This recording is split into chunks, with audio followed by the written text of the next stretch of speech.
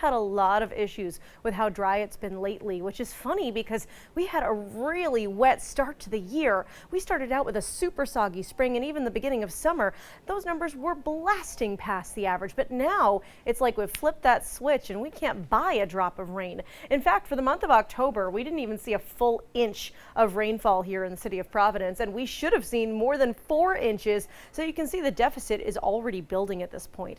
For that reason, it's not really a surprise that we are in drought conditions back into the Bay State, where the situation is very similar. We have severe drought, you can see in that orange color, and then moderate drought in the tan. Now, as for us in the Ocean State, that moderate drought is just edging on into Rhode Island, and in the meantime things are pretty dry for the rest of the state. Not good news, considering rain is pretty hard to come by. I know you're going to look at satellite and radar right now and be like, Christina, what? Look at all that green. Well, none of it's coming for us, and that's the problem. Massachusetts will get a little bit, but Rhode Island, not so much. Really, the Adirondacks and even the Green and White Mountains get the most of it. The Boundary Mountains of Maine even getting a little bit of snow because it's just cold enough. As for us, maybe a drip, maybe a drop, but look at this rainfall forecast over the next really 12 hours or so. There's like nothing to write home about here, my friends. So moral of the story is it's still dry, great for your plans, bad for the drought. Temperatures right now, we're in the upper 40s and low 50s, 51 in Providence, 59 in Smithfield. Right now it's 53 in Newport and New Bedford. Hey, it's 52 degrees. As for what happens later tonight, we continue that drop into the mid 40s, a little bit above average compared to yesterday when we were way below. 46 degrees is where I'm putting you, Providence, and mostly cloudy in terms of the sky conditions. Calm in terms of the wind, and that's going to change tomorrow as you're heading out to the polls. Yeah, Election Day is right around the corner, just the blink of an eye at this point.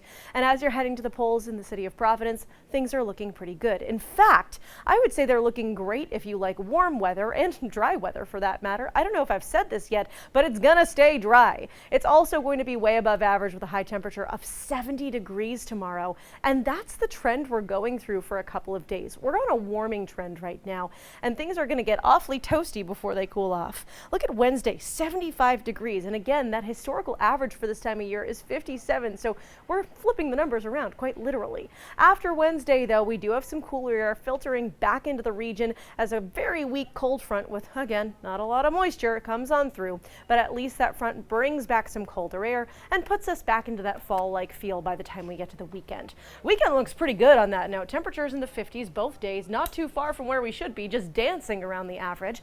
However, I do want to mention our next area of low pressure comes into the picture by the time we get to Sunday night, and that's when we could actually, dare I say, get a couple drips and drops that mean something back into the forecast. We wake up with more of those drips and drops on Monday, a couple showers here and there. Things clear out by Monday afternoon.